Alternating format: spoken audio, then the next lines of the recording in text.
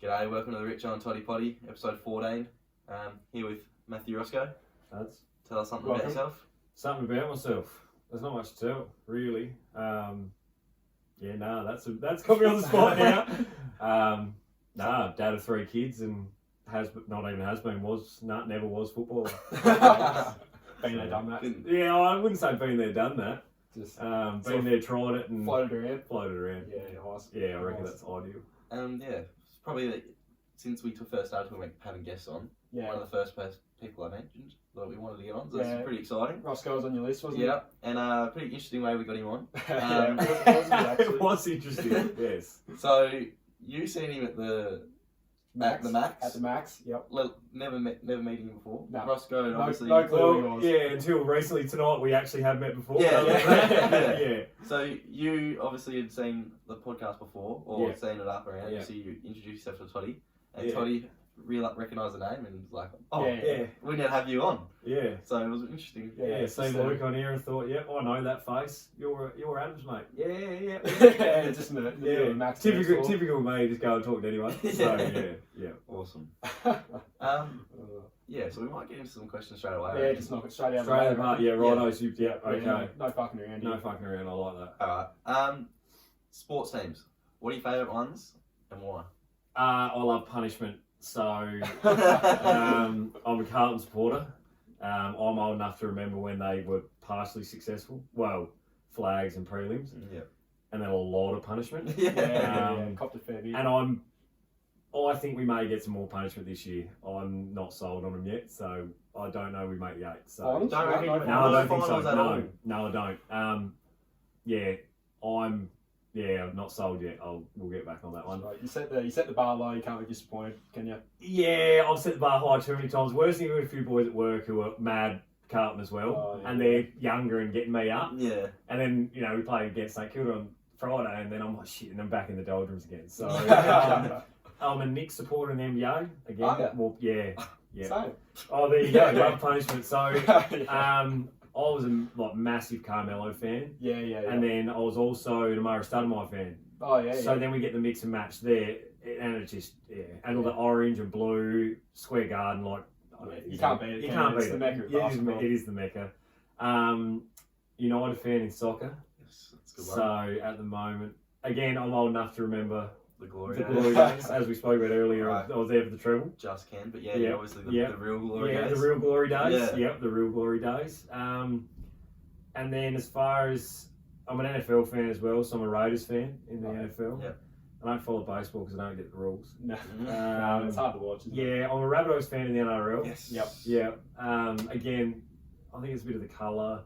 GI, massive fan of GI. Yeah, big guy. Yeah. I think I basically covered most sports there. Is there any I missed? No, not really. I used to be what are they called? The Sharks in NHL.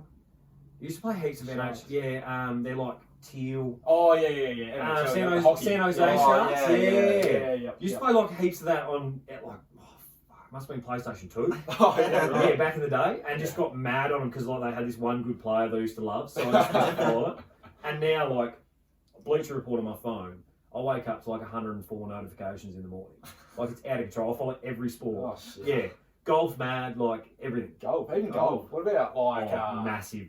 What about golf's number one? The tennis or something like that. I love Nick Kyrgios. Yeah, I love him. I love him. Huge fan. He's either love or hate, isn't he? I don't know how people hate him. I don't know. I don't get it. I don't get it either. I love watching him. I love the way he talks, the way he's honest, everything about him. Yeah. He's a good looking man too, which is nice. But yeah, tennis. My wife loves tennis. Yep. And it sucks because I don't really like watching it. No. So if it's on, she's like, I put the tennis on. So I'm like, righto. Because she's the boss. It's just background. I'll sit there and watch it. I'll get right into it when it's on, but I just can't. Yeah, it's not something to search out to go and watch. No. So, and I watch some weird sports. What's one off the top of your head? Oh mate, I've got hundreds off the top of my head. What's the next one? We watched recently. We got on the piss with a mate, and we were up to whatever, and we're watching stone skipping competitions on KO. you serious? Dead set, mate. And they were into it. Like, they were so into it. And, like, they had the stance and they were flicking it up the thing. We were like... like they actually broadcast that? Mate, we go on KO anytime you want. It's KO? there on KO. Oh, yeah. That's awesome. I've never heard of that. Mini putt, obviously being a like mad golfer, mini putt, but it's the big dick energy when they play mini putt and they make fun. They're like, there's these old blokes can't hit a golf ball, they can putt lights out. Yeah, there's short games. Good. Yeah, elite man, and just so there's a couple of random ones. I mean, stone skipping maybe the most random thing. That's awesome though. So every now and again if we get on the piss, we'll flick around KO and we'll have a bit of a. We gotta start doing that. Mate. Oh, it's go to. Into the stone skipping. Yeah, it's a go-to. Who's the star of stone skipping? Oh, I couldn't tell you. Some random old bloke that's wearing overalls, probably. Some of the kits were interesting. It's an odd thing to watch. But we were in tears, man. Like, it was the funniest thing I reckon I've ever done. Yeah, right. Yeah, so we're a weird bunch, me and my mates. Let's do that. Yeah, mate, get over it. Just search. What's the one night? Just KO. Just out thing there. What's it called? ASBN 8. Yeah. Yep. Yeah. ASBN 8 on KO, and it'll just have like a list of stuff that's on. Yeah. You have lawnmower races on there, all that kind of. Yeah, man. Yeah, I reckon. Where have you been? Like, lawnmower races are a thing. Have you ever watched Dodgeball? Yeah. The Ocho. That's ASBN 8. Yeah, the Ocho. Yeah, man. Yep, that's where it comes from. Yeah, right. Yeah, so mate, late. It's got to be late though. You've got to be at a point. You've got to be at a point where you just got to be ready to laugh at it, because otherwise you're like, this is boring. Yeah, like you have to be. Yeah, there's got to be got something going there. So yeah, that's. I don't mind that. That's something I've never really heard of that. That'd be a good one on a Saturday night when you're not doing much. Just not doing much. Or just a Sunday morning. Yeah. Flick it on and away you go. That's awesome. Yeah. So yeah. There you go. There's the sports teams. All right. 3 people you want to invite to dinner. Who are you taking? Dead or alive? Famous? Yep. Oh, I was going to say Jakey Turner would be number 1. Can he come as a 4th? Yeah, he can come as a 4th. Yeah, we come as a package yeah, too. He's plus 1. Yeah. Well, he's not really plus. We are 1. Yeah. So, that's a terrific one because there's so many. Kevin Kisner, who's a golfer. Yeah, right. If you haven't watched it, I don't have a clue. No, but if you haven't watched it, go and watch Kevin Kisner videos on YouTube. Yeah. Funniest man alive. Yeah, just good bloke. Great vibe. They have like golf cart races at his local club, and he's like just gets pissed, plays golf, and shoots lights out. And he's like number 20 in the world. Yeah. He's on tour. Yeah. He's elite. Like, he's real good. So Kiz would be 1.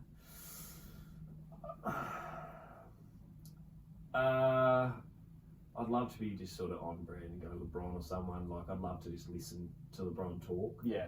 I just think pick his brain. They'll probably don't pick his brain. Just listen. Yeah. Like, it doesn't even have to be about anything. I just feel like everything he says, everything had a plan, and just the way he carries himself. And I'm sure there's something wrong with him, but he just seems like the kind of person who you just sit back and go, yeah, in the presence of greatness. Yeah. And I know the whole MJ thing and that, whatever, like, that is what it is. I hate the argument. Yeah. I think LeBron as a person would be someone you'd have. Yeah. Yep. So I hate saying that because it's almost a bit of a waste because heaps of people would have LeBron. Yeah. Well, that's the reason that they have him. Yeah, that's right. Yeah, so I've probably got to put him in there. And we're just going sport, or are we going anything? Oh, yeah, anything. Oh, fuck. Dead or alive, anything. Dead or alive. That is a hard one. That is a hard one. 3 people, especially off the top of my head, and we just had a lot of conversations about sport. Yeah.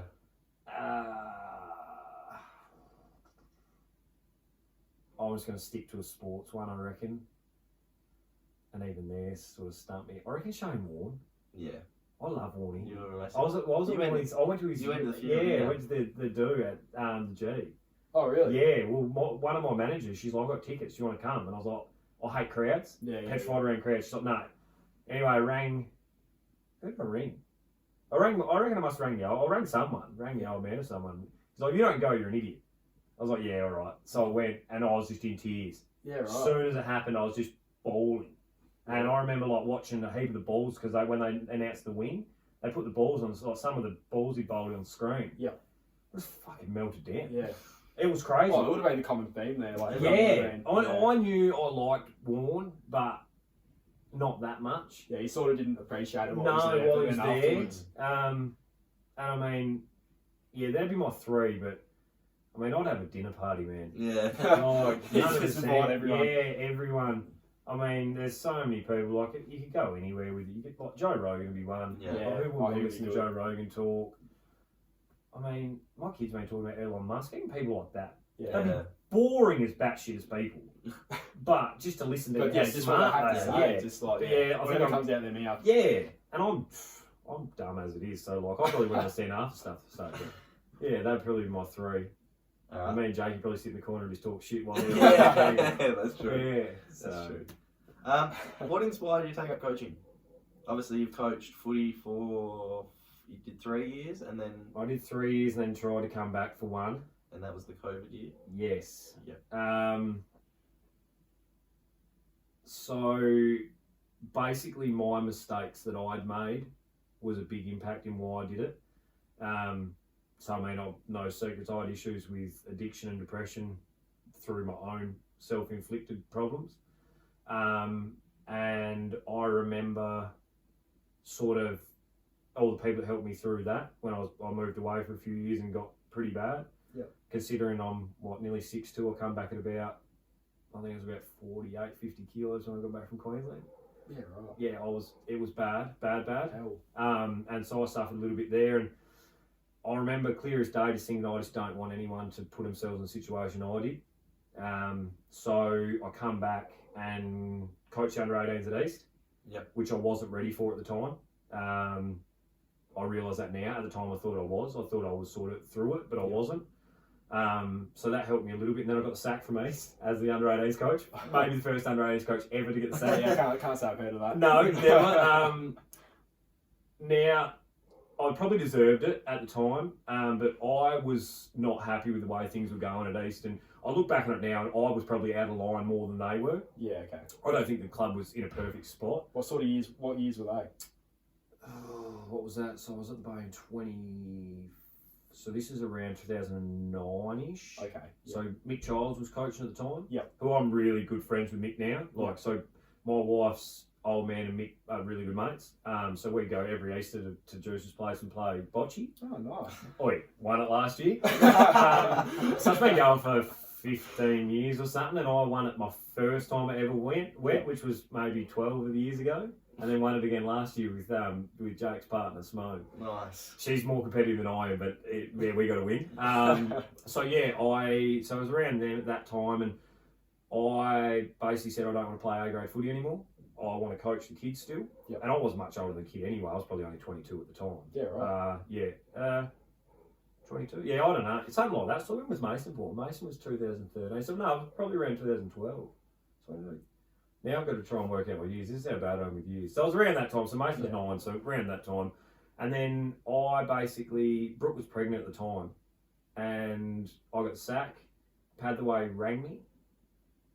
And I'm not sure we can go too much into depth with what happens in signings of players. But the opportunity was too good. Okay. Went up there. I knew the coach up there and went up and watched him on a bye week. Rang the footy club and said, look, I think I'm going to take this chance. And they basically, I transferred over there and went and started playing footy at Padthaway. Then realised how much I missed the kids. That was the big thing. Was on good money up there and had a young family. Oh, I didn't have a young family, I had a little baby, and I was bad at spending money at the time. I was really bad at it. But then one day, Jimmy McGregor rang me from the Bay and they just won a flag. So I said, I can't do that. That's not me. But then the next year I went, I can't coach kids up here because it's too far, because I was travelling from up here. I rang James and said, look, I'm interested to get involved if I can help the kids out. And then the rest sort of history. So my previous mistakes, and still to this day, is why I've always been passionate about junior footy, about kids in general. Yeah. Especially that sort of teenage era. Yeah, because I was 18, 19 when I left. Yep. So I was only young. And I mean, I had a good upbringing, although my mum looked after me. So it wasn't anything to do with that. It was just bad choices. Yep. And if I can prevent someone making a bad choice, I've said, if I can prevent one person from going through it, that's a win in my eyes. I guess that age is sort of where you go one way or the other. 100%. It's highly impressionable at that age, 100%. And I've been both ways. Yep. So like I've had it really good and I've had it really bad. And yeah, so that's what it was. So, and I'm obviously coaching you, I always say to you boys, like, you ever need anything, just ring me. And that still goes to this day. Yeah. Best story ever is I had a phone call at 3:30 one morning from Liam Bottomley. And I missed it. Anyway, so I woke up and I went, oh no, rang straight back. And you hear the old man in the background, see, I told you to ring you back. I told you. And so that to me means that, what we did and what we said meant something. Yeah. And I was 100% genuine. I still am to this day with these kids. Like, I genuinely care for them. They basically take them on as your own. Yeah. So yeah, that was pretty much why. Yeah, that's awesome. Obviously pretty successful as well. What, we've been 2 premierships in your 3 years at the Bay? 2 flags. Yeah. So the first year we made finals. We shouldn't have. We did. And the boys were cut, which was really good because there was no expectation on them at all. We had a young side. Kyle McLean was our he was our big kid basically, and he played A grade, and he carried a lot of the load of the senior bloke. Yeah. And we lost. I reckon we lost to Tan down at Hatherley or someone, and they were miserable about it, which was really good because we shouldn't have won. Shouldn't have got there really, but we did. Second year we took the piss. 170 odd, I reckon, in a granny. Oh, yeah. Still one of the proudest moments was that prelim we played at Congrong. Some guy from Melbourne came up to me, and he must have coached development or something in Melbourne. He was mates with someone, and he said to me, he goes, that might be one of the best drilled sides I've ever seen at this age group. And I went, I don't do anything. And I didn't. I really didn't. I rolled out there and we set a standard at the start, what our expectations were, because at 15, 16, 17, you're not dumb. No. You know exactly what you want to do. So we set the expectation, we put it all back on the boys, and we used to say to them, right, where are we going wrong, where are we not? We'd put it all on them. Yeah. So, I mean, my name's on the trophy, all on the plaque. I didn't really do that much. Second year was awesome. That was won it by a point the next year. Yeah. I've heard that story. Is that the day you were at fullback? Yeah. We were talking about that earlier. So, so we decided during the week that we were going to start Adam on the bench. So we ran like an A grade side. Yeah. We would tell blokes where they're playing, what our expectations were, everything like that.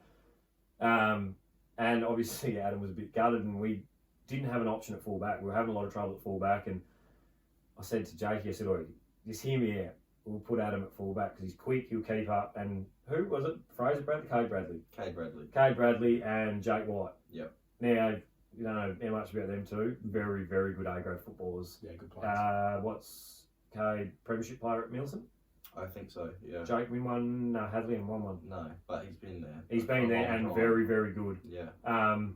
And I just thought what we needed was someone who was quick enough to keep up with him. So we're like, right, let's give him. Jake goes, he's not defensive. If it goes wrong, it's on me, basically. Yeah. And I said this to Adam before, if he had a failed on the day, that was on me. I would have taken that. It wasn't, and he was there all day. And I just said to Adam before that I think that it was one of the more important matchups on the day and potentially won us flag. Yeah. All the boys on the day were fantastic. I still remember 3/4 time we come and said, look, you aren't going to win it. You're not. Just don't lose it. Yeah. Like, that's all it is. You can't win this. There was no way they were going to win it. We're up by a point. And they had the wind, they had everything in their favour. And they needed to know that they could not win the game by trying to do something stupid. Yeah. But whatever you do, don't fucking lose it. It's that simple. You're not always going to win. Just don't throw it away. Yeah. Yeah. And I've never seen anyone cling on for dear life like they did. They clung on. Yeah. Yeah, it was awesome. Did a few goals kicked in the last quarter? Or no. I think it was a point. 2 points kicked for the quarter, I reckon. It's just a slog. It was a slog. It was in their forward 50 for however long the quarter goes for. It was forward to centre for maybe 30 seconds. Yeah. And I reckon we got one out the back. I reckon Blair or someone kicked a point. I reckon we might have gone 2 points up early, and then they kicked a point. And it might have been a few more points either way. I don't remember clear as day, but I don't reckon there was a goal. I remember someone missing one and thinking that was it. That was it. Opportunity. Young, remember he used to tee us up. He was that little red-headed fella that used to tee us up. Plays A-grade for him now, I reckon. Oh, Louis Brown. Is it Louis? No, not that one. What's his name? Yep, for them. I think it is him. Is it him? Yeah, he's the only redhead. Yeah, right. He still stays there right now. Yeah, still. He they recently made a joke about my weight playing A grade, which I thought was quite good. I loved it. No, it's terrific. Like if you're on the lip, you're on the lip, and the boys. No, I think credit to them. That's what they should be doing. Yeah, they should be ripping at old blokes. Go after them, 100%. Yeah. So give some confidence. Yeah, definitely. And I wasn't gonna catch it. What was I gonna do? So no, we did have some success. Yeah. It was really good. And then went back to try and coach the COVID year, as I said to you earlier, just to see if I could actually coach.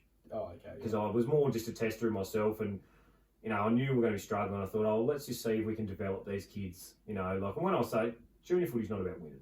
It's not what you set out. You set out to win, but at the end of the day, we always used to say good people, good club people, and just good people in general, and a good work ethic. Yep. That's all we wanted. And, me and Jake talk about it regularly. I think we've had like 12, 14 apprentices out of 4 years.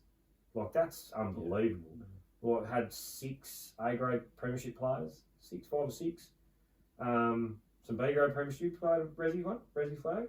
No, we lost by 3 points. So if you take the success side of it, and then I know still to this day, there's none of them kids who I wouldn't walk past and go and have a beer with in the pub. Yeah. So, we did all right. Yeah. Yeah. So it's just more than coaching a footy team, isn't it? Oh, mate, way more than coaching. Yeah. We used to, I used to be a little bit probably over the top. I used to try and pick something that they all, so separately. Right, what's something that you like? What's something that you like? What's something that you like? Because at that age, you've got a team of 22 individuals, basically. Yeah. A-grade level, you're all sort of there for the same reason. Yep. Some kids are there because they don't, so I used to try and find something that you sort of just break the ice with. Yeah. Just so you've got something to lean on with them, because it's not always about footy. So I used to try and find something that would interest each one of them and try and have a conversation with them about that. And so, it's a lot more to coaching and footy. Footy is such a minuscule part of what you'll do, but it has such an impact long term on your life. Yeah. So, it's massive. Yeah, I think we were very lucky in that year with obviously the leaders we had in that year, those 2 years as well. Like you said with Kyle. Yeah. I remember walking in there as my first year senior coach thinking he was an assistant coach. I didn't realise until maybe 4 weeks in that he was actually still in our year. Yeah. I thought he was finished. Yeah. But and Kyle's still the same now. Yeah. And I only had a conversation with him the other day, and he's a pain in the ass, but I love him. I'm stuck with him now. I still remember because his old man was our team manager. Yeah. And he said to me, he goes, look, you make sure you look after him. So no, I got him covered. Now he's just basically like my little brother. So kid I coached, and Blake Lynch, who I was lucky enough to be involved in his wedding recently, I coached Blake at East. Did you? Yeah, so I coached him the under-18s at East. So funny story, Blake shares with everybody. We played Imps one day, and this is what I'm like as a person. Walked in, went, you were shit, you were shit, you were shit, you were shit. And still to this day, it's something we talk about. So I'm lucky enough now to have some really good friends who I've coached. They're a bit younger than I am, but they're good people. And Kyle was stuck with him, but I wouldn't have him any other way. He's pretty good. Who's your biggest inspiration in life? Oh, fucking hell. Or a couple. You're a tosser asking these questions. Yeah, I am. I like putting these hard on. My biggest inspiration in life. Doesn't matter if it's sporting or. Nah, you can do sports. You can do just family. Well, obviously your family. My mum was a single mum, and basically brought me up. So that's pretty hard not to go with that. But so then obviously my stepfather as well. He come in and took on a role, and I was about 7 or 6 or 7, and he wasn't ready for it.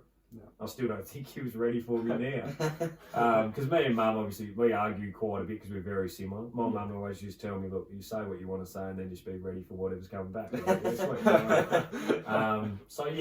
Obviously there, but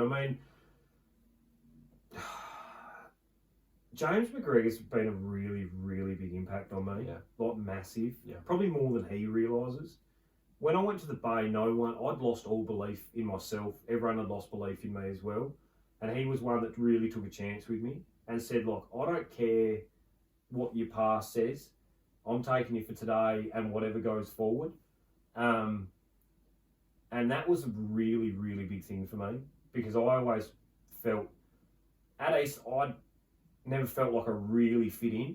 I was always trying to pretend to be something and not through anyone's fault, just through the way East Gambia is a renowned family club. You know, the names are rich in history, and I avoided my last name, my pop's last name for so long because I didn't want to be known as a Mansell. That wasn't what I wanted to be. So as we said before, like my pop Peter and my uncles Dennis and Kenny played 1,000 odd games up for Tarpina and Nangwarry, and the Mansell medal, the junior medal, was named after my family. Yep. I avoided that for a long time because I didn't want that pressure. So yeah, that was always trying to pretend to be someone else. So yeah, and then when James took it, coming to the Bay was the first time I'd actually be myself, and James, I think, really opened that up. And I mean, it's no surprise. You look at the family, mate. Yeah, one family. Oh, I don't know if you get better. I had a conversation with Gus about it. I'd had a few beers, and I said, mate, I'll tell you the same thing tomorrow and the next day that I'll tell you now.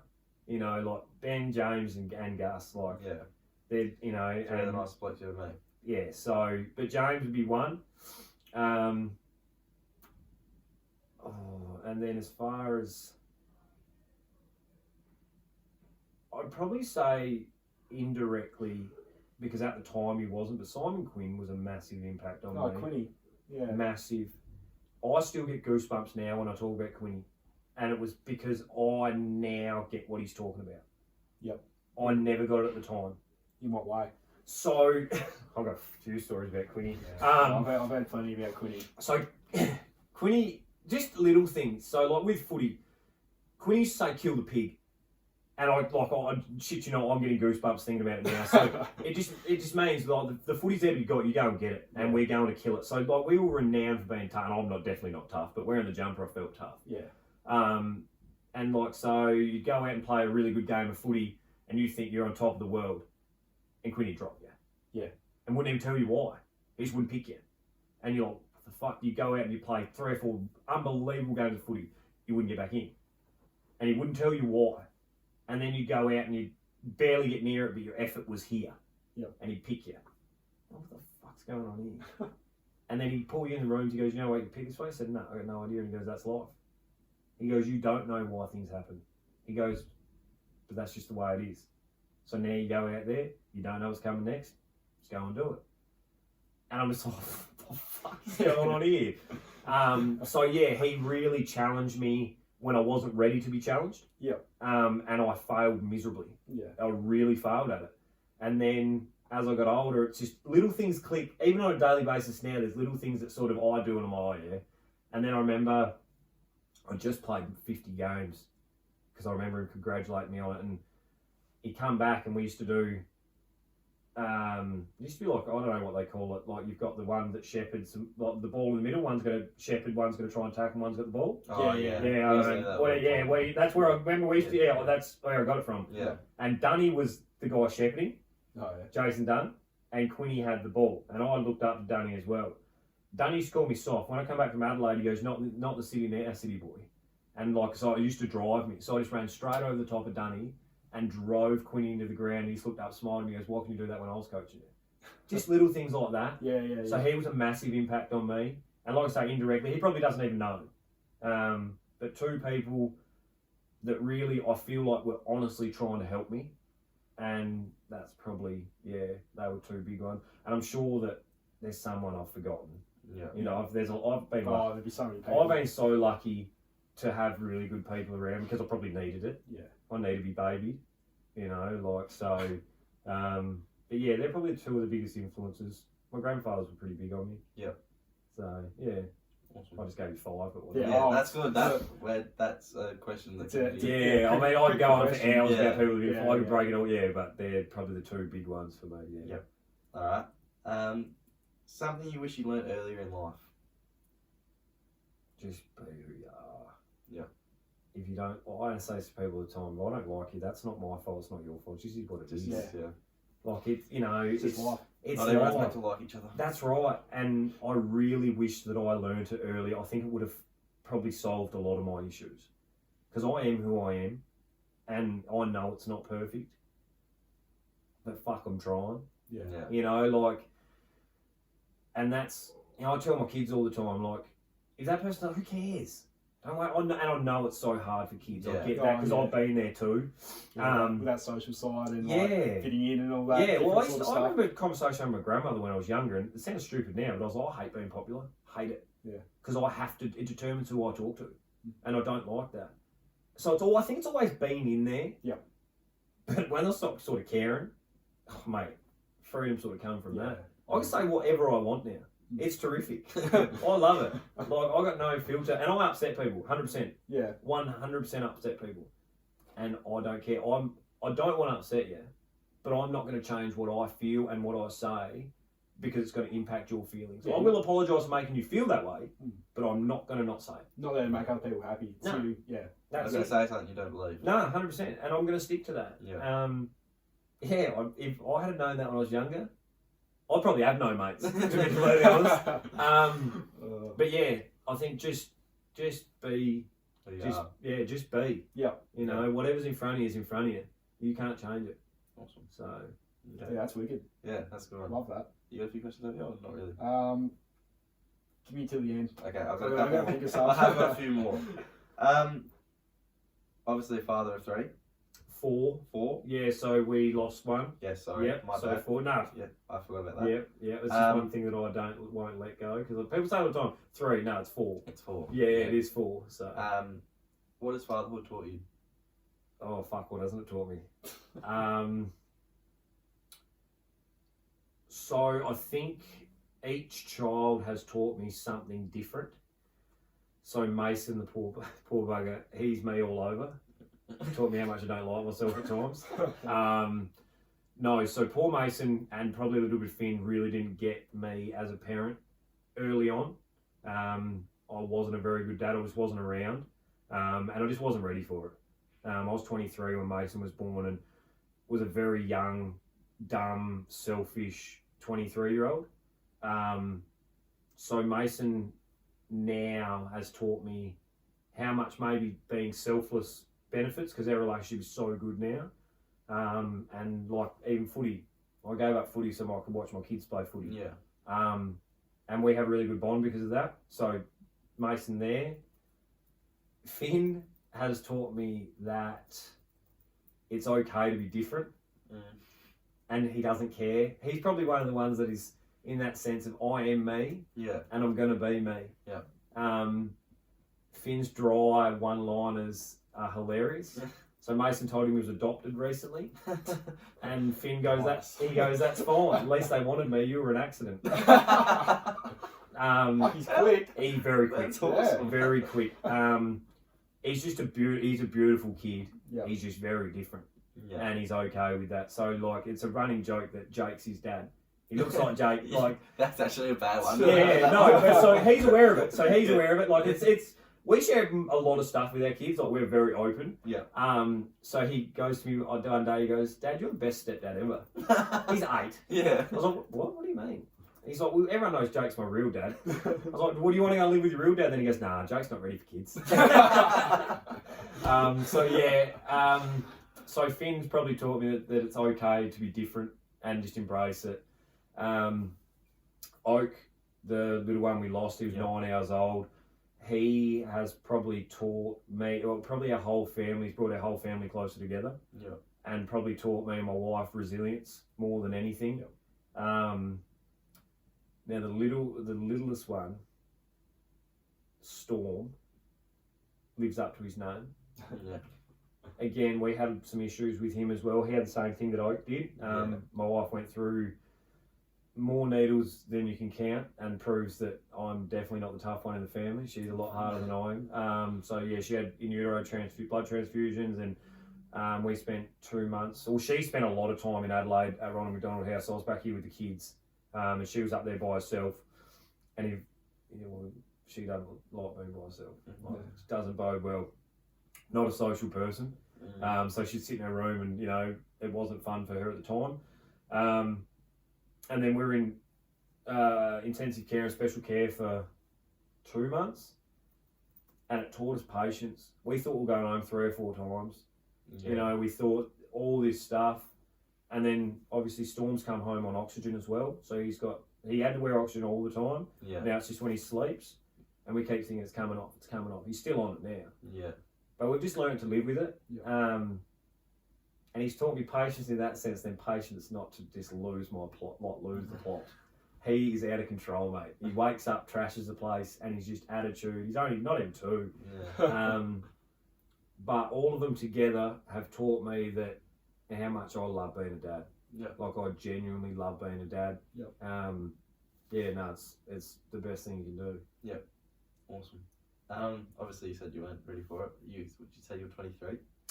Yeah, 23. Do you reckon? Obviously you said that you didn't think you were a good father at the start. Do you think coaching is something that's helped with that? Like having them as thinking of them as your kids, realizing that you needed to spend a bit more time with your family. Yes, I think my kids help with my coaching, and the coaching helped with my kids. Both ways. Yeah, definitely. Yeah. I just think constantly falling down probably helped me more than anything.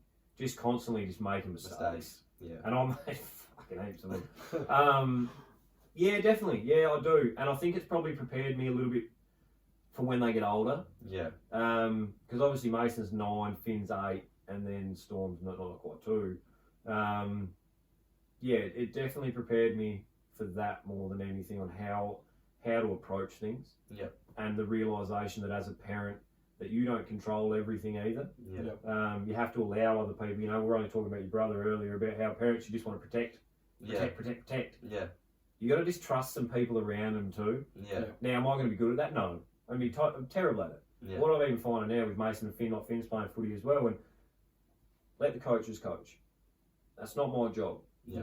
So yeah, they go hand in. Yeah, I've never thought about it like that. But they both go sort of hand in hand. Yeah, I've never thought about that, but yeah, 100%. Yeah. Elaborate a little bit on what you do for work, and what was that something that you thought you'd do growing up? No, is the answer. No. So I sell compost and mulch to vineyards and broadacre farmers. Yeah. Also sell liquids to a company that put it through pivots on dairies and also through sprayeries. Is that your own? No. No, I work for Biogrow. Oh, true. Yeah. Bit of play with Biogrow. Sponsor. Yeah, sponsor. So I started picking plastic out of the green waste at Biogrow when I first started there. Yeah, right. And then moved up and drove loaders and things like that. How I kept my job, I have no idea. Like none. We still have a joke with one of the managers at the moment, like he literally kept me my job. I should not have kept my job. And then went and sort of wanted to do something more, so I approached the business. They put us into there was a leadership course going on. I said, oh well, go in there and have a look. Yep. And then our operations manager from Melbourne, she was our sales manager at the time. She goes, I want to work with you. I want you in my team. And I was like, oh, fuck, right. Yeah. And again, I've got so much respect for her, just because she took a chance on me. Yep. Because they didn't need to, they didn't have to, and they did. And then I left recently. I left about 12 months ago. Yeah, I did. Yeah, and went and worked, working with kids. Unfortunately, it didn't work out for my family. Yep. So I left. I enjoyed what I did, but yeah, so grovelled back. Yep. Rang them and said, "Hey, have your job back." Yeah. So yeah, that's what I do. But no, not something I thought I'd do. But something I really enjoy. Yeah. Really enjoy. Love being able to talk to people. Love people, like the people I work with. I was a big one, like, oh, no friends at work. Like it's clashes. Yeah. No, I got some really good people I work with. Yeah. So get to see the big fella every day, me and JP every day. Yeah, obviously I work in the same areas, but you both work for Biogrow. Same office, mate. Is it the same office? Every morning. Yeah. Piss take. Yeah, they don't. I don't think they like it a lot. The thing is, Jake's very good at his job. Yeah. And I can do my job. So I'm pretty handy at it. So they do trust us. Yeah. And we don't take the piss. As much as people think we do, we don't. But it's quite nice coming in and seeing him every morning. Yeah, that'd be pretty awesome to have your best mate there. Oh, especially, yeah. I mean, especially when things are getting like, there's the days when you have shit days or whatever. And I'm a big leaner on Jake. Yeah. So yeah, the bad days make it a hell of a lot easier having him around. Yeah, awesome. You got a few questions over now? Yeah, well, I've got one. Wouldn't have a fucking clue what to ask you before we walked in, so I had to sort of just observe what was going on. Pick up the vibe. Yeah. I think this one might relate to a few people, probably maybe our age, a bit younger, like Adam and I's age. How old are you? 19. I'm 21. Jeez, yeah, right. I didn't know you were that old already. Yeah, just turned 21. Crazy. Slow down. Yeah. Yeah, I will too, eh? Yeah, you do that. Yeah, just like, I guess, people our age that play footy, and probably a little bit for myself as well. I thought, might as well try and pinch some bit of advice off you. A young senior footballer that sort of just started playing senior football, maybe still playing juniors, not too sure where they want to go with their footy. If they want to fully commit, like, sometimes they might feel like, yeah, I want to do it, want to make that commitment, but at other times they're like, maybe it's not like where I want to be and all that sort of stuff. Yeah. Like, maybe want to go on a different path and try life without footy. Mm-hmm. Have you got any experiences that... Not direct experiences, but I mean, it's like anything. I'm a big believer as a senior footballer that you need to embrace these kids. So, like, I always say to kids when they come in playing senior footy, don't worry about out there. Yep. Worry about in here. How do these blokes prepare? You know, what do they give up during the week? What do they do on a Saturday? What do they do on a Tuesday? What do they do on a Thursday? Yep. Do you want to do that? And if you don't know, that's fine. Because let's be honest, at 19, you don't know what you want. You don't know what you want to do. And that's fine. That is perfectly okay. The hardest thing is knowing that in yourself, going, it's okay. Like, it's okay not to do this as well. You know, you might have all the talent in the world. If you don't want to do it, you don't want to do it. Yeah. But I would always say probably two things. Senior footballers, blokes, well, probably not my age anymore, but the senior guys, open your fucking eyes and help these kids. Yep. Too many blokes pull a jumper on and think that they're senior footballers. Senior football is not about just wearing a jumper. Yep. Senior football is about making your football club better. They pay you. It's like a job. It's a job. Yep. And I don't mean that in a way of, like, it's a grind. Well, it is a grind. You know, like, I tell you what, at the end, I fucking was over it. Yeah. I was over not being able to walk. Like, but if you don't want to work and you don't want to come in and do your part, don't go and ask them for money. Yeah. Because let's be honest, that's what you're doing. Yeah. Everyone comes in and goes, I'm on this. What are you giving back? This is going to take me on a rant now. I've got a big hate for blokes going and go, I'm worth this. Sorry, mate, you're at a job interview. I'm not interviewing. I don't need you. As a football club, we don't need you. Yeah. You're here if you want to be here. So as senior footballers, open your eyes and help these kids because they don't know. Yeah. And if they don't know, it's your job to guide them. That is what your job is. Now, going out and having a kick and a catch, you know, even at AFL level, yes, it's a high intense, way too much scrutiny on them. Yeah. They're just blokes. Yeah. And half of them are only 21 anyway. Yeah. Like, ease off. Half of them don't even know what they're doing. You look at Bailey Smith, like, Exactly. Prime example. Yeah. Like, prime example. But then from on the other side, ask questions. Yeah. Thousands. We had a pre-season camp down at Road when I was at East. Yeah. And I sat with Sam Clark and just picked his brain. Yeah. Not even about anything. I actually think I probably asked the dumbest questions ever. Don't be scared of them. Yeah. Because they're the good ones and you'll know the ones. That's one thing you will know and you will pick up on the ones that are there to help. Yep. Ask questions and don't be scared to say, I don't want to do it. Don't be scared because I for so long went, well, who am I if I don't play footy? Yep. And unfortunately, it took me a long time to work it out that maybe I didn't always want to play footy. And I went through some shit times too because I'm like, oh, I don't want to be here. Don't be scared to walk away and try something different. Yep. You know, it's like the whole thing, like I said earlier, just be you. Yeah. Whatever you is. If you want to go and, I don't know, whatever. Doesn't matter. If you want to go and make pottery, I don't fucking whatever. Yeah. Don't be scared to just do you. Yep. And don't be scared to be yourself either at the footy club. Like, even as far as on the footy field, express yourself. You know, you go into a show, you start playing shit footy. Yeah. Just express yourself. Be on the yap. Like I said to you earlier. Yap. Get on the lip. Yeah. Get on the lip, mate. Opposition blokes are going to hate you for a bit, but if you stay consistent with it, they'll love it. Yeah. You know, like I always loved it. Yep. But you're not going to beat me at it, but yeah, I enjoy it.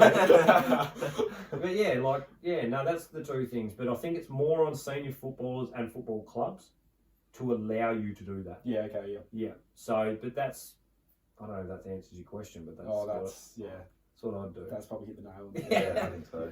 So, yeah. that's all my questions done. You all good with yours? Yeah, well, that's the only question I had. Yeah, So I might think of one later, but it's good. We might get into our Instagram ones then. Yeah. So if you don't know, every week we get people to send in some questions on Instagram. Yep. We've got 3 here today. We'll start with Mitch's. It's a big one, I guess. A big one. G'day, Mitch. G'day, Mitch. How are you? Biggest fear in life? If you had to ask me at 23, I would have said failure. And then I realised that failure is failure. Yeah. My biggest fear in life... I've probably faced a lot of them anyway. You know, like, my biggest fear in life now, letting my family down as far as my kids and my wife. Yep. And probably when I say that, I mean that in going back to where I've come from. Yep. That's probably my biggest fear, because it's always there. Like, you never ever escape the addiction, you never ever escape anything like that. Yep. So that's always there in the back of your head. Yep. I've said to a few people, like, it's never going to go away. And I've got too much to lose now. Yep. Not for my own personal, but I've got too much to give them to take that away from them. Yeah. And it's not something that I like, as far as it's not close or anything like that, but it always sits there like, boy, don't fuck up. Yeah. You know, like, don't go and make this mistake, because they need you. And I liked it when no one needed me, because I didn't have to be anything. Yeah. So that'd be, my biggest fear would be letting my family down, and that wouldn't sit real well. No. Yeah. What's your biggest fear, Toddy? I've thought about this one a lot lately. It sounds a bit weird, but my biggest fear is dying. Not in the fact of dying, but how everyone would feel afterwards. I get that. I 100% get that. I've seen it happen lately, and just what gets left behind is just a mess. Yeah, 100%. Yeah. Like, I couldn't imagine just how people feel, and I might not be my fault or something like that. But just the people that I love and all that sort of stuff, just like left broken. I understand that completely. I have thought about that too. Yeah. It's not the whole process or anything like that. And you see it, you know, I watched my grandfather pass away from cancer and everything like that, and there's both sides to it, like the relief at the end of when that happened, but then you get the tragedy side of things as well, and it's not something. It's funny you say that, because that's something that I've often thought. It's not me. My concern's not with me. It's everyone else. So no, I get that one. That's interesting. That's funny. I'm just like something I've thought about lately. Yeah. I feel like we've probably talked about this question a bit before it's actually come up, just between us maybe. But it's very similar sort of thing for me, like probably dying young and leaving. Not living. Yeah, just not giving everything I can to my friends and family. That's probably my fear, and probably not doing the things that I want to do. You know, achieving the goals I want to achieve, like with family, like having a family and sort of those sort of things. Definitely. Never having that opportunity to be that, you know, that leader or the adult. You know, that's sort of what my fear is. I can't wait for that. Yeah, exactly. I'm very similar. Get ready. I want to wait, but I can't wait. Yeah. See, like that there, you say you can't wait. Oh, that was never me. Like, nah, I was never like that. I was like, oi, nah. You're saying it. Not for me. Nah. But and you know, you said something then about not fulfilling everything, like, for people, like, you know, achieving. The beauty of that is you're never going to achieve everything you want to either. That's you know, so like, you know, no matter how much you do, you're never ever going to achieve and give everything that you want to give either. And that's something that I don't think people realise. You see, and I get caught up in it, something shocking. I haven't done enough, or I haven't done it. You're never ever going to do enough. Like, there is no enough. No way. No. And, you know, my wife tunes me in all the time about never being happy or satisfied. And I think it's just in my nature. On to the next. You know, what's next? It's almost like I'm ticking life off and not actually enjoying it. So I've got to try and enjoy it. That's something I feel as well. Like, get to this. That's done. Get to this. Don't tick it off. Just be in it. That's enjoy probably, it. Enjoy the that's probably something that I don't fear, but I probably live by just live in the moment. Just live in it, yeah. That's something I probably got told when I was quite young. Yeah. I think I've got quite good at actually just living in the moment and enjoying every moment. So yeah. But yeah, I think that's something you have to do. Yeah, 100%. Yeah. And I'm maybe good at giving advice, maybe not so good at taking my own advice. I think I probably live more in the moment than my wife realises. Yeah. I get quite emotional quite often, but I'm very not secretive in my emotions. Like I think everyone knows I'm an emotional person, but I sort of take time for myself. So on a just completely different sidetrack, I do like maybe 3 times a week go and sit up at the lakes and just take 5 minutes. Yeah. Just self-checking. Yep. Yeah. You know, where are you at? How are you feeling? You know, whatever. And when you've had a rough time or whatever, you know, do I need to go and speak to someone or do I not? Just little things like that. Yeah. It's freeing. Like I've got kids at home, so I can't do it at home. Yeah. But yeah, it's quite nice to be in your own thoughts at times. Some people are scared of their own thoughts. Yeah. Don't be scared to be in your own head and just find out where you're at. Yeah. Just it sort of made me think about it then. Just that's a really interesting way of doing it, but it's probably a needed thing. Some people probably don't. Most people probably don't spend enough time with themselves. No, you know what I mean? No, 100%. And I feel like it's an in the moment thing. Yeah. You got to if you can get in your own head in that moment in time and ask yourself where you're at. You know, what is it? What set something out? You don't have to. Some people write it down. Yeah. I'm not. I don't write, mate.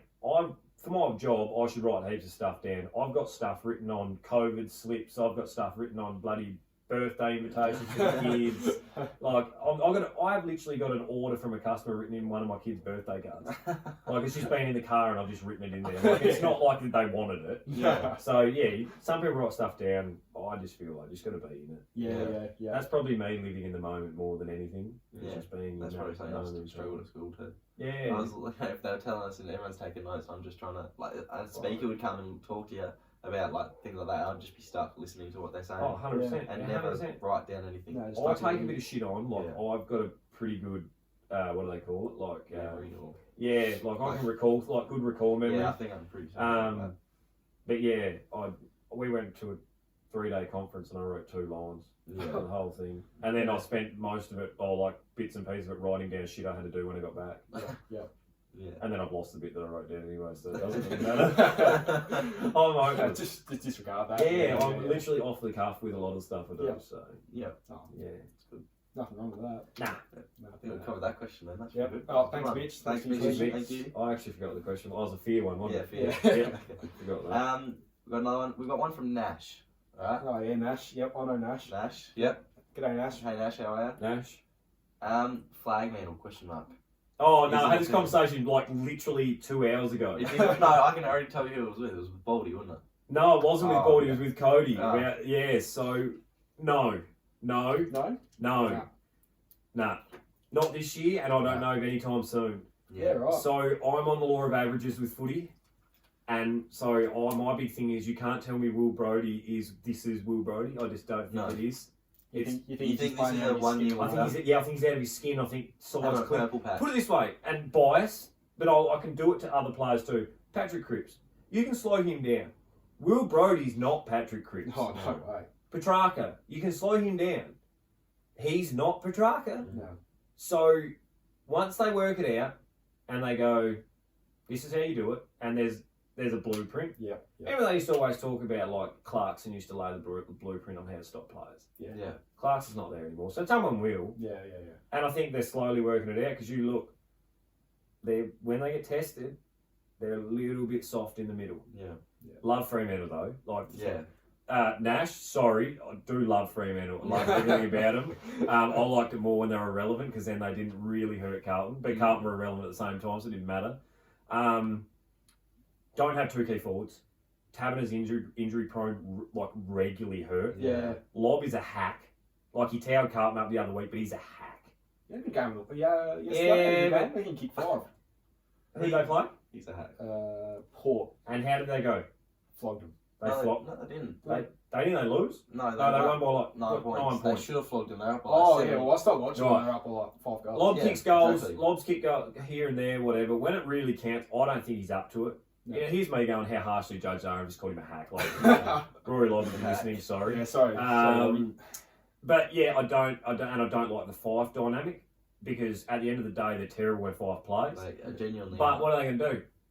Cheers for coming? Yeah. Don't reckon. No. And again, we're talking about good-looking men with Nick Kyrgios earlier. Yeah. He's a terrific-looking man. Nat 5. Oh, Yeah, phenomenal. Look, I'll back at him. Phenomenal. He's got a good physique. Oh, everything about him. Oh, yeah, man. I don't want him in that 5. Their back line are quite good. Quite good. They are hard to score against. But no. Nah. The other one was James Aish. Do you think Aish is here, or here at the moment? Because I don't think he's here. No. I think he's here. Yeah, I don't think he gets any better than this. Yeah, he had a good game yesterday. Yep. That's what I'm saying. I actually thought, who the fuck's this bloke? That's right. Yeah. Exactly right. So when you talk a law of averages, you can't go, he's having an out of the skin here, because they're going to fall off. Yeah. Because not everyone plays well all the time. They just happen to be having them at the same. Travis Collier is getting a game there and playing well. Blake Acres is getting a game there and playing well. I mean, I was good on the lip, but the best one was, who are you? Travis Collier, he barely got a game at Essendon, didn't he? And they weren't too bad then. Yeah, that's what I thought. Now, I'm not saying I'm right, but I'm right. Yeah. You know, now if I'm wrong, Nash, let me know, and I mean lip hard. If they win a flag, I'm expecting like paragraph of lip. Yeah, no, we're getting you back on, and Nash is going to be. Yeah, man, 100%. If Fremantle win a flag, I'll get him live here and we'll do it. And he can just rip into me the whole time. So we'll set him up with a paintball gun and. Yeah, 100%. Paintball gun. If Fremantle win the flag, I will stand here and let you shoot with a paintball gun. Fair back. All right, we've done. That. Done. Yep. Done. That's how confident I am. They're not winning the premiership. Nah. Where are they finishing? I think they potentially go out. If they finish 4, I think they go out straight. So you reckon so if they finish top 4, they're going out straight sets? Yeah. Right. And I'm a Carlton supporter. I think Carlton making the finals. Yeah. So I'm a harsh critic anyway. Yeah. No, I just don't. I don't see it. I really don't. I mean, for all Fremantle supporters, I hope I'm wrong. Yeah. Because I really don't think Carlton are going to win it anyway. So I don't give a fuck. No. As long as I don't really hate Geelong that much. As long as Richmond don't win it. Yeah. And I pick Richmond. I pick Richmond. You know, we've got a little super coach thing where there's points out. We've got 2 things. We've got a heap of shit going on. I don't know what's going on there. I pick Richmond. I rate them. Yeah, I do. Yeah. I like everything about them. I just don't like them. Yeah. Dylan Grimes irritates me. Tom Lynch. I will not say the word, but there's that strong H word. He's probably top 3 most that I've. Oh nah, he's 1, 2, 3, 4, 5, 6. He's all of them. All of them. Nothing about him I like. I don't like it. The worst thing about it is, I bet you any money, he's a fantastic bloke. I think that irritates me more than anything. I bet you I just despise him with everything I've got. And if I met him, I'm like, oh wow, so wrong. You know, that's who were we talking to? I was talking to someone at footy. Jack Innerman, what are your thoughts on him? I love him play at Carlton. I love him. I love him play at Carlton. I usually hate those little small forwards. Yeah. Someone at footy had a mate that got drafted to Collingwood. And I was sending him videos of him on the piss with Jack Innerman. Reckons Jack Innerman's the best bloke ever. Yeah, but everyone's good on the piss. Yeah, 100%. Now, it doesn't surprise me. I'd be very concerned about that culture there, though. Ooh. Collingwood. Yeah, 100%. 100%. Yeah. Because I don't think De Goey's a one-off. No, it's got to be more, isn't it? Oh, no, yeah. I think that's who he is as a person. I honestly believe that. Yeah. He's got something about it in his eyes. There's just something about him when you look at him, you go, you were that kid growing up that had nothing till you had something. Yep. And now you're going to make the most of it. And I just don't like that. And the culture that sets. You know, I'm a big, but culture's massive. Yep. Now, I think that, is it Craig McRae? Yeah, Craig McRae coached him. I think, they come from a pretty good culture. So I hope they don't re-sign De Goey. Yeah. I think one cull-off like that, I think sets Collingwood forward, and I hate saying it. I actually don't hate Collingwood anymore. Carlton Sport doesn't hate Collingwood. I don't mind them. But I would cut blokes like him loose. Yeah. Personally. He's going to be the one that brings it down. And he's the kind of bloke that gets them. I'm not getting him in trouble. Yeah, 100%. Very quickly. Yeah, and that's what concerns me. It takes one night. That's it. Takes one mistake. Like I said, those sort of kids coming through still easily manipulated. Easily manipulated. Yeah. He's a country boy. Yeah. He's just having a bit of fun. Yeah. Someone goes, "Oi, wait, look at this. I'll show you how it's done properly." Yeah. What are you going to do? fuck, I'm 32, I might still do it. Like, you know, I'm still pretty easily impressionable. Yeah. But yeah, like, no, I really worry. That, again, I'm worried for that. Yeah. You know, we spoke about Bailey Smith earlier. I think that's a little bit different. Yeah. I think that was more of a mental health thing. Yep. I poo-pooed it at the start. I went, they will say that. And then I sort of listened to the way he spoke and what he was mentioning, and I went, makes sense. Yeah, okay. And, you know, who are we to judge anyway? But at the same time, he's 21. He's going through a bit of shit. Yeah. It's readily available. Got all the eyes on him. Readily available too. Available. Yeah. You know, it's probably something that, you know, talking about fears. Oh, kids coming through. What's going to be around when my kids are older? Oh, yeah. So, yeah. That's something there. So, yeah, but, no. Well, I don't know where that come from. Yeah, Freeman. Nash. So, sorry. If they're not going to win it, who is going to win it? You go, give us a little I don't know. prediction. I don't know. You don't know. No. This is a year I actually have no I don't idea. know. I don't think Brisbane. Yeah, I don't. Oh, no, I don't. I don't think Brisbane have got enough about them. Charlie Cameron cannot carry that side to a flag. They're a bit iffy down back too. Hate saying it. I like what's his name? Andrews. Yeah. I don't like necessarily the way he thinks he can play. He's not as athletic as he thinks he is. Okay. He gets called out of position quite a bit. And then Hitwood and Danaher are 2 hit and miss. Rich and Zork. If Rich is gone, they're in trouble. Yeah. Zorko's injury prone and they're going to try and carry him through, which is a worry. Yeah. He's another one. See ya. I wouldn't play him again this year. Yeah. I guess that's a good point. They have got a lot of players that are either like are going to be there or they're nowhere to be seen. Yep. That's what a lot of the like top teams have. Yeah, consistency. You just don't know who's going to show up. I think, you know, Melbourne have got their issues. Yeah, I still pick them. I do too. Yep. I still think Melbourne are red hot favourites. Yeah. I almost think the fact that everyone wants to see them fail now. It's a hilarious thing that people do. The minute you're successful, everyone wants you to fail. I think it's weird. Yeah, that's especially Richmond. Did you? Yeah. No, see, I didn't like the way they carried themselves with success. I don't have an issue with success. See, one of my favourite players of all time is Michael Goss, not the Carlton thing. Yep. I love them Brisbane sides. Because every year they were hungry, they knew they were hunted, and they come out and hunted harder. Yeah, and I love that. Richmond have gone the other way. They've come out and they go, well, what about us? You know, free kick, you know, they throw their arms up, they don't get it going their own way. Yeah, you never ever would have seen Brisbane do that. No. Never. So, yeah, that's where I sit with that. But I think it's Melbourne. Maybe Geelong. I hope not Geelong either. Oh, Being a Hawthorn supporter, seeing Geelong win one. yeah. I mean, it's better than beating News in one, but, like, you know, that's the only thing you'd hate more. Yeah, that's probably about it, I reckon. Yeah. Anyone outside the 4 can win it? Yeah. Do you reckon? Yeah. Who can win outside the 4? I can't say it right now. But you think they can? I think Richmond can win outside the 4 at the moment. Yeah, I think they're probably the only ones. Yeah. Oh, yeah, no. Yeah. Everyone's very... St Kilda was shit. I don't know how they're still there. Sydney are they're terrible, mate. No, they are bad. Like, Carlton were terrible on Friday. I guess they... St Kilda were as good as they're going to get. That's another one. They've got a lot of players that will either be there or not. St Kilda? Yeah. Oh, yeah. We've, like, Carlton are one that, like, this is what I think, like, I don't even know if we're going to have anyone back. Yeah. I had this conversation yesterday at golf with Jay.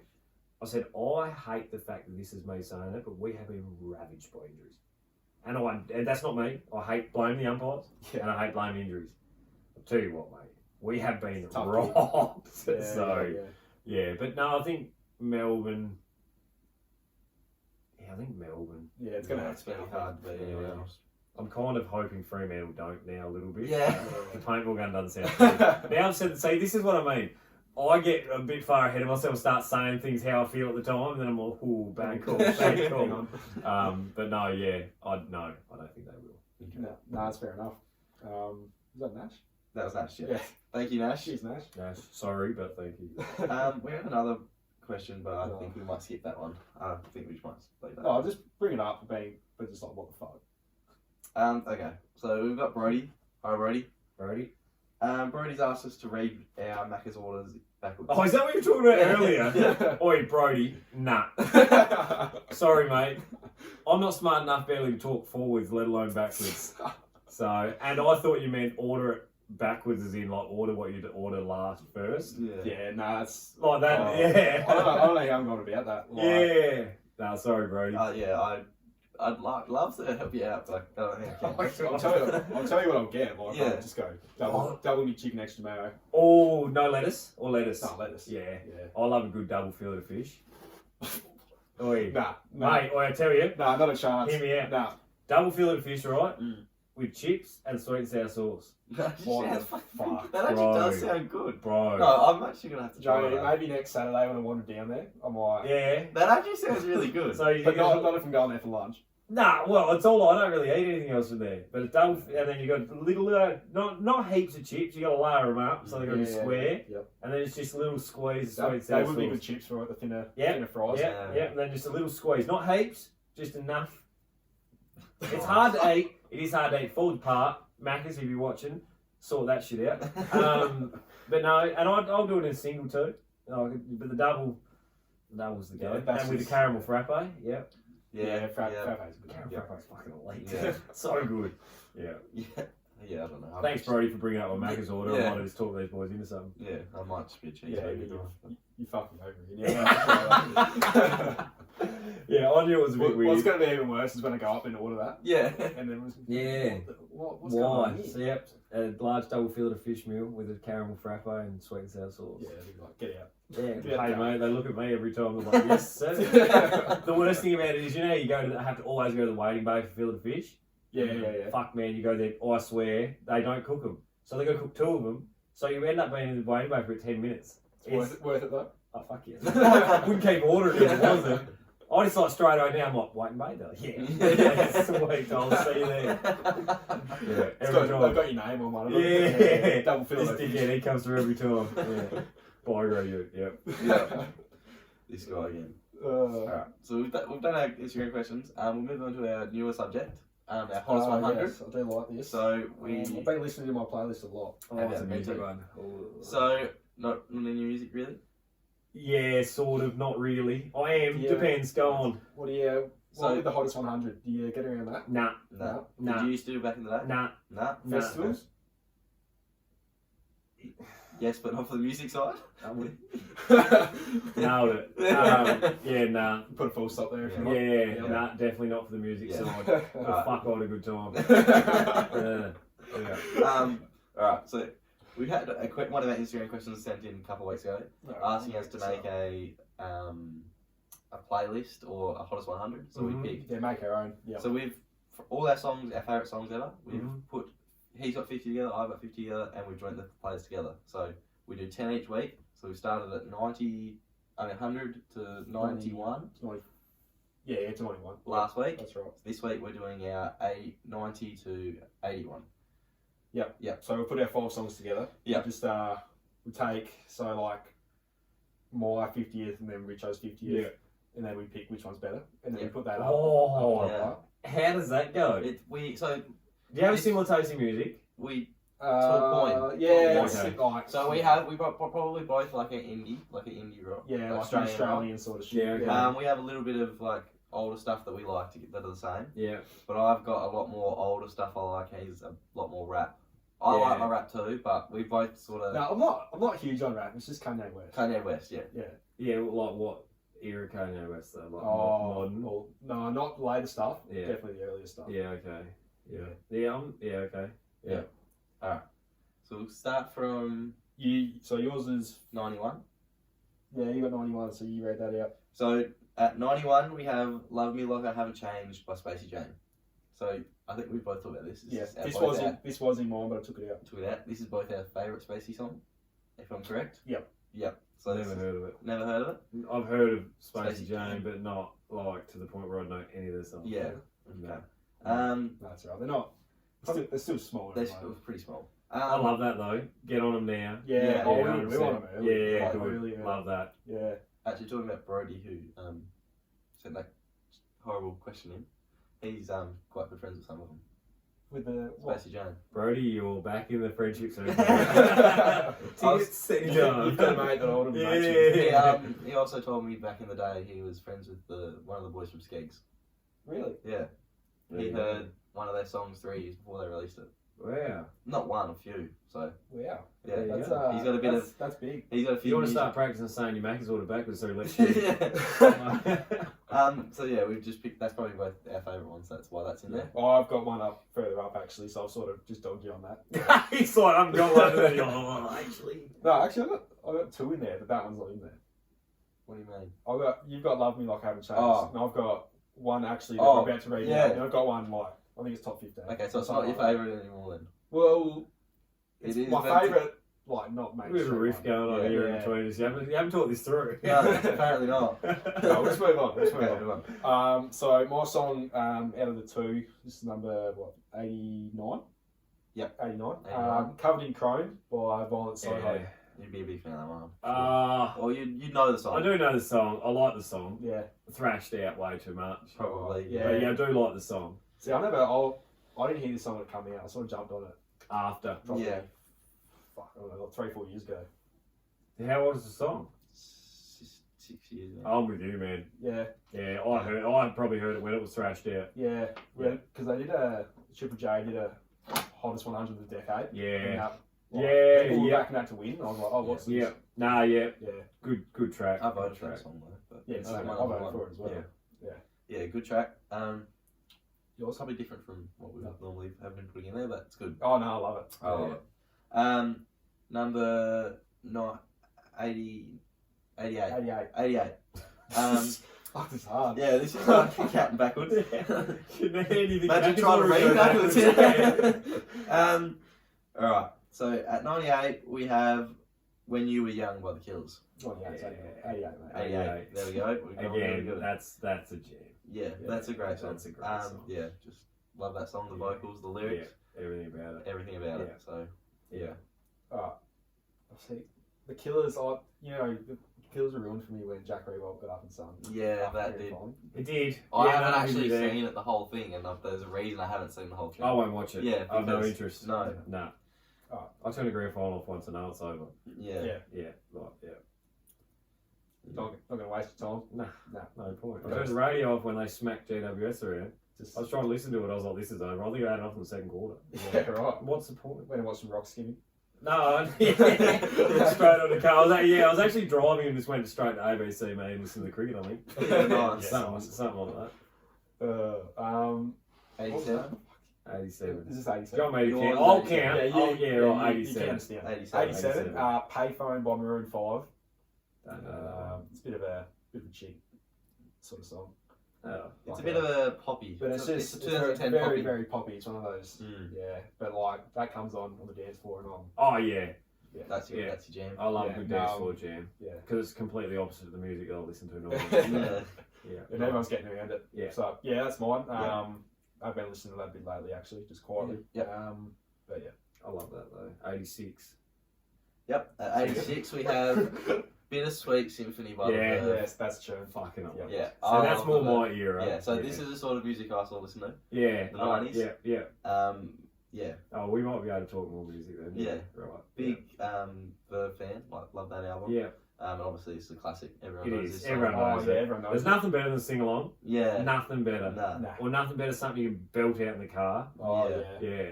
Just just turn it up, pump it. Yeah, yeah. You don't even have to know all the words. Though. Nah. It's No. just... As long as you know how to go.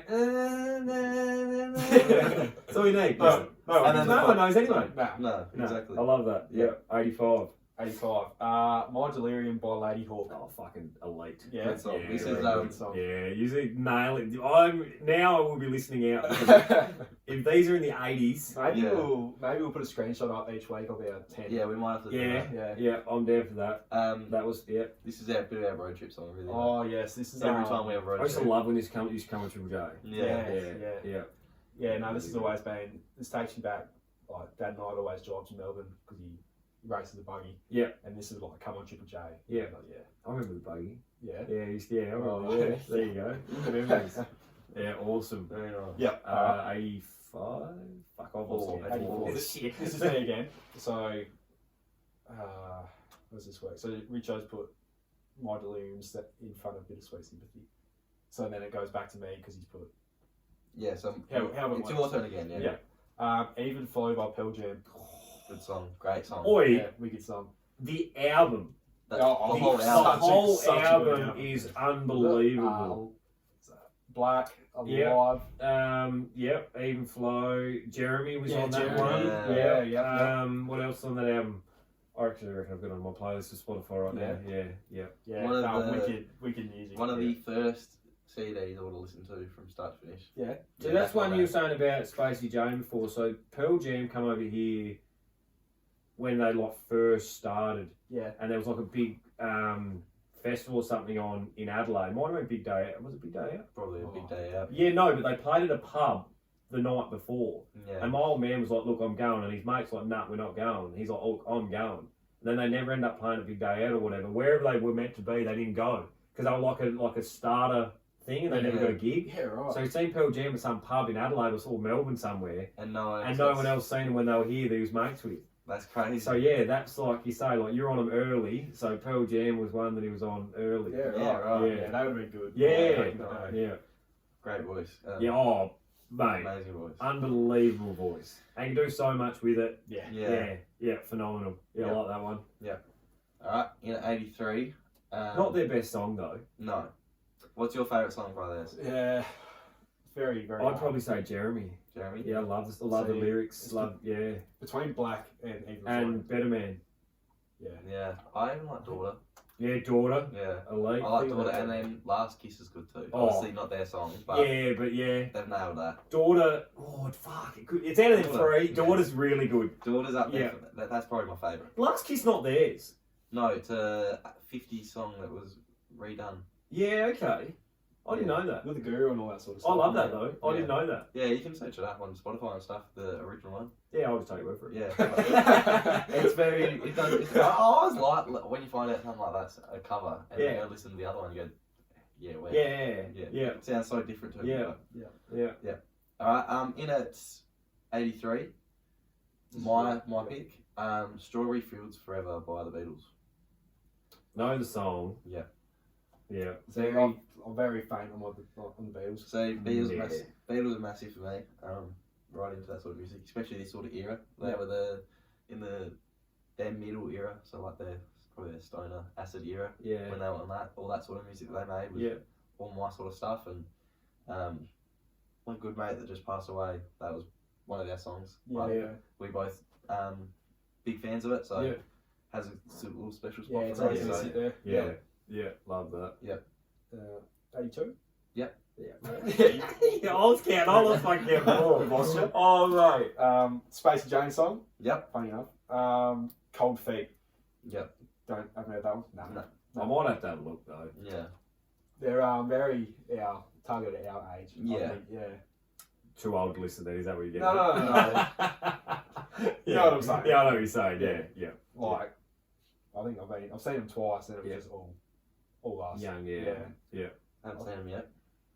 You haven't either, have you? No, I've seen them three times in 2 weeks. Yeah. Oh, fuck, yeah, right. Yeah, I've had a couple of opportunities to see them, just haven't got there. So hopefully they will rock up to spin-off. Hope they won't do a Pearl Jam and not rock up. Not rock up. I'll go watch with the pub, don't I? Yeah, I'll do that as well. That's the... Yeah. Alright. Behave yourself, because my old man wouldn't have. Not a hope. And in at 91, we have In Bloom 81, sorry. In Bloom by Nirvana. Yeah. That's my...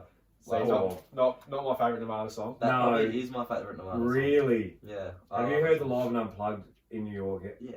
I've got the album on vinyl. Oh! Yeah. I mean, I don't know there's a better... The David Bowie cover on that. Put together, album than that. Which album is it? The Live and Unplugged album. MTV Unplugged. It's unbelievable. You know, unbelievable. We were listening to it on the way to Melbourne. I think you were putting. Yeah. I put on The Man Who Stole the World. Yeah. So that's in that album. Yeah. Plateau off of that album. Plateau is my favourite song. Yeah. Maybe of all time. Really? Yeah, there's a good chance that is it. Yeah. There are. It is phenomenal. Alright. So we've done our 10 for the week. Can you give us your top 3 songs? Oh, all time. Yeah. You had the really. So Plateau's one. Yep. I reckon. All time.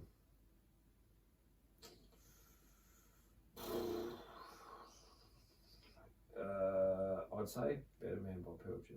Yeah. I really like that song. And I think it probably, and number 3.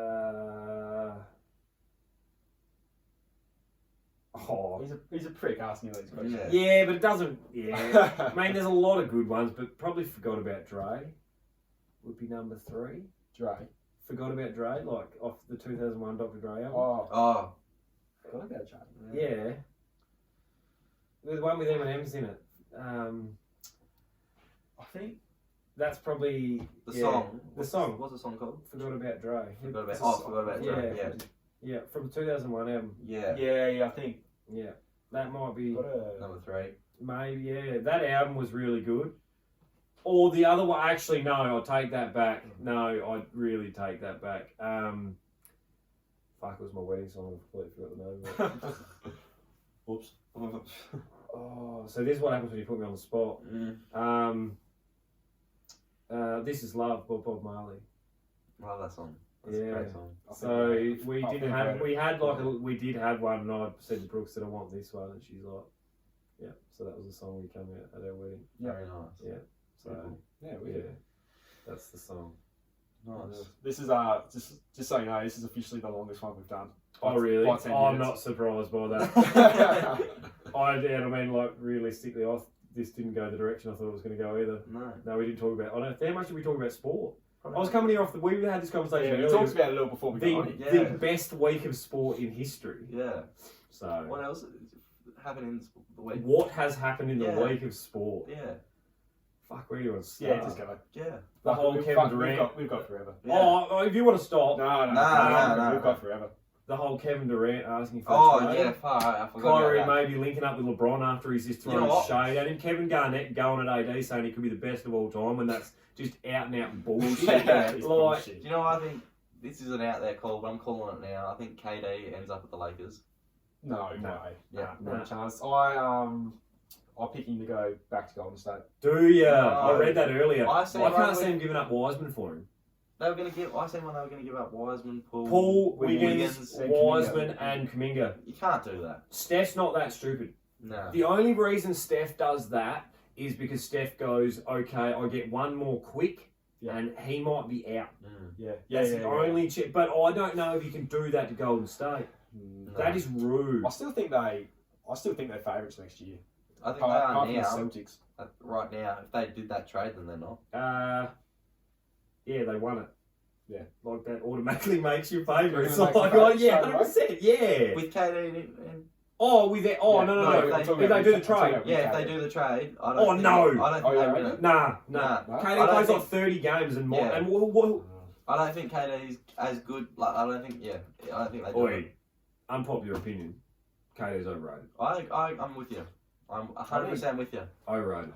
Because if he was that good, what would Brooklyn have done this year? Yeah. Let's call it what it is. Yeah, well, I think it really put a.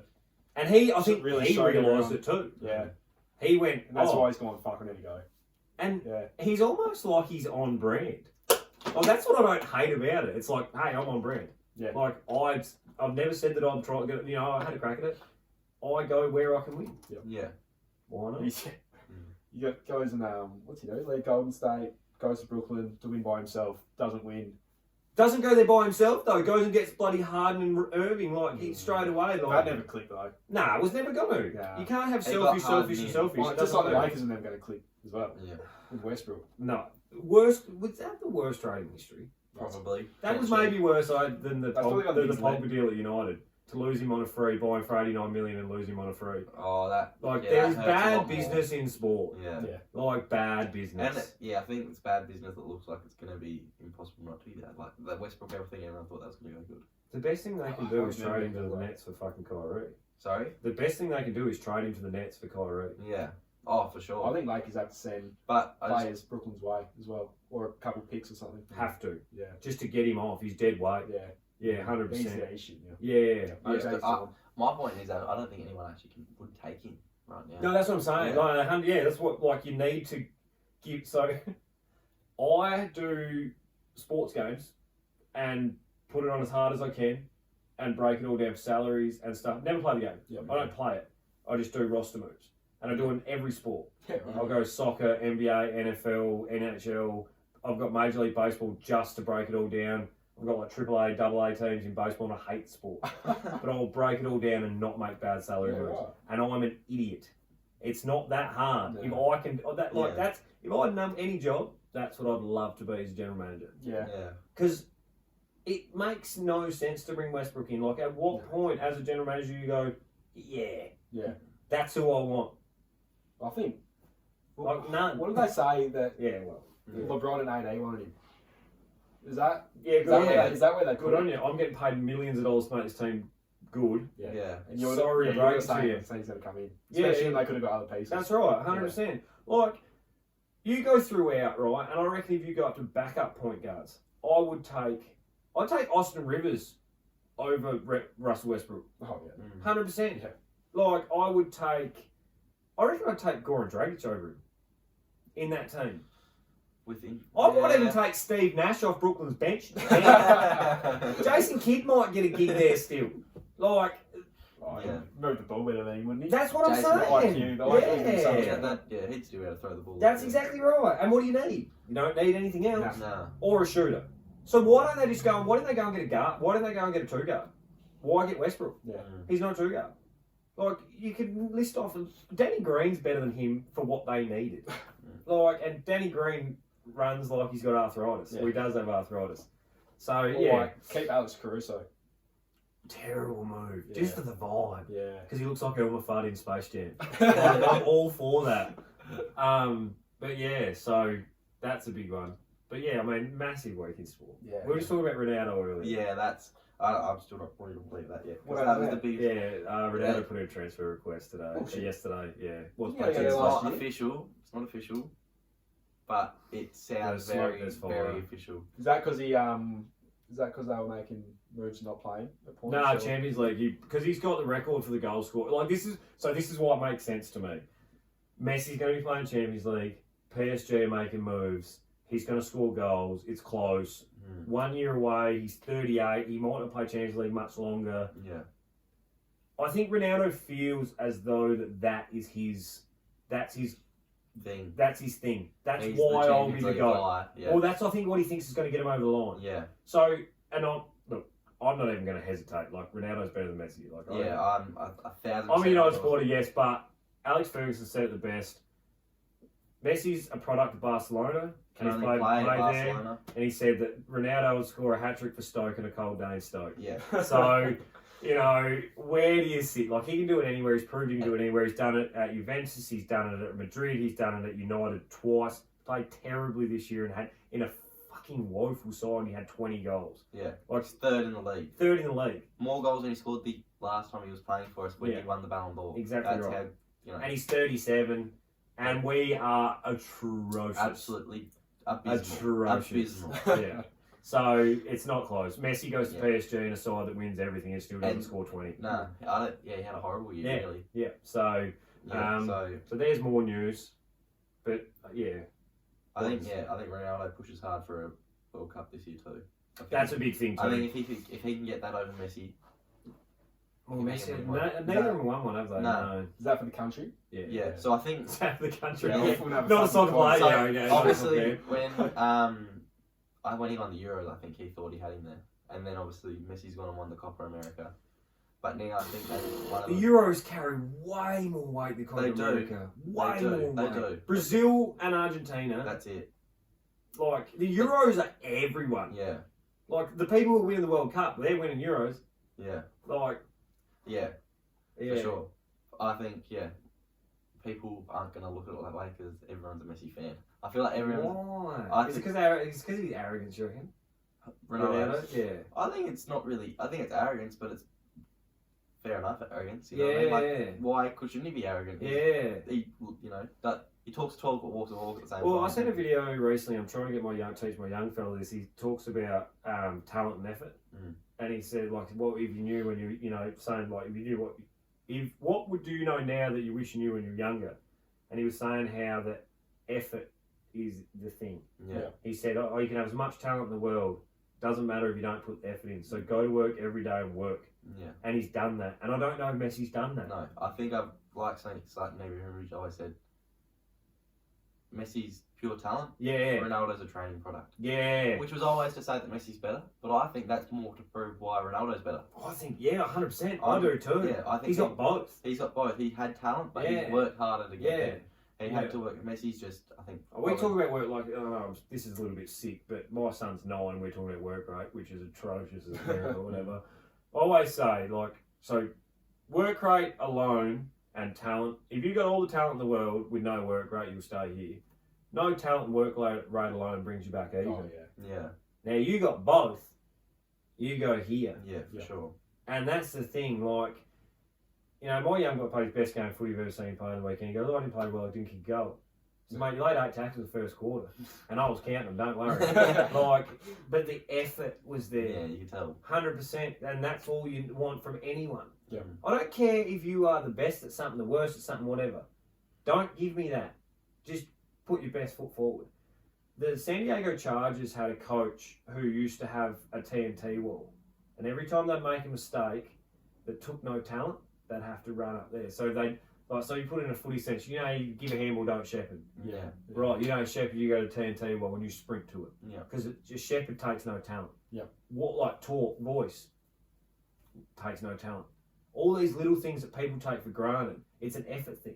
So being on your man, it's an effort thing. And like you say, it's not all about work rate, but it's the effort for you to go, right, I've got to be here, I have to be here. I can push up there, but I've got to work back. Yeah. That's so much more important because there's 100,000 talented people out. I would nearly say there's more people not playing AFL footy that are more talented than the ones playing it. Yeah. But they're the ones that are willing to work. Yeah. That's the only difference. If you are willing to, and it's anything. Yeah. If you are willing to do the work, the rest of it takes care of the rest takes care of itself. There's things like even with management, you'd rather someone who's going to work hard, give you honesty and all that. They don't have to be that good a worker. They just got to show something. Yeah. That's all it comes down to. And that's why you take Ronaldo over Messi every day of the week. Completely on 100% on that. Yeah. That's definitely it. So, but yeah. Probably should wrap up, eh? Yeah. Otherwise, I'll go for another 2 hours. Mate, you're coming back on. You're definitely coming back on. Yeah. If you can, obviously. Yeah. We'll just making sports. We'll do a sport one. We can do whatever you want, mate. I just got one more for you. Yeah. Have you got a question to ask us at all? Or just one of us? Yeah. Don't have to have something now. It's up to you. I've probably got a couple. But because we were talking earlier about the platform that this provides. Yeah. So why? What made you two go that? Was it necessarily for that, or was it just a bit of a mess around? And maybe it's taken off a bit quicker than you thought. That's a good question. Yeah, it's a great question. I think probably in the back of my mind, it was something I wanted to do. It was I think we thought when we first started talking, it was a bit of a muck around. Yeah. We both enjoyed this sort of thing. Yeah. But I think in the back of my mind, I wanted to be able to spread some words. This sort of thing. Yeah. Talk about some important things and spread some word because no one's doing it. No, that's what we said earlier. Yeah. I think the platform you're giving people is phenomenal. Yeah. I think someone's got to do it, so why can't we do it? Why not us? But I think nothing on the other guests, but when Luke come on, he shared it around. It's not about getting us out there. It was about getting the things he was talking about out there. Yeah. And I think when people sort of saw that come out, then they were like, "Oh, that's a local person talking about it." You'd be watching a podcast and Joe Rogan's talking about it, and you're like, "Oh, that's Joe Rogan." Yeah. But this is someone that and you can relate to because they're down here. Yeah. I think with some of the things Luke coming out, what he was saying, people just wouldn't expect it. Yeah. And then they sort of think about themselves and go, hang on, start asking the questions and all that. Yeah. So I think we definitely wanted to try to connect people in a local sort of. And if we can help someone or make someone realise that they need to do something, then like you said, we can help one person. That's all we get straight away. That's all we're after. And I think like I said, I watched Luke's one, and it was fantastic. He was phenomenal, and I'm not surprised by that. I've known Luke a long time, and I never expected the person that he is now to be what he I'd never expected it in a million years. He's this fiery kid, and I'm sure his parents should be really proud of what he's doing. And I think the way he spoke on here, and the light that you guys are bringing to a few things, I think is phenomenal. So I've said it. Pleasure to be here. Yeah, thank you. That's good. So We'll definitely have you back. Thanks again, Roscoe. no worries. Thank you. Nice long episode for today. Yes, I love it. No, it's good. Good. Signing off at the Richo and Toddy Poddy. All the best.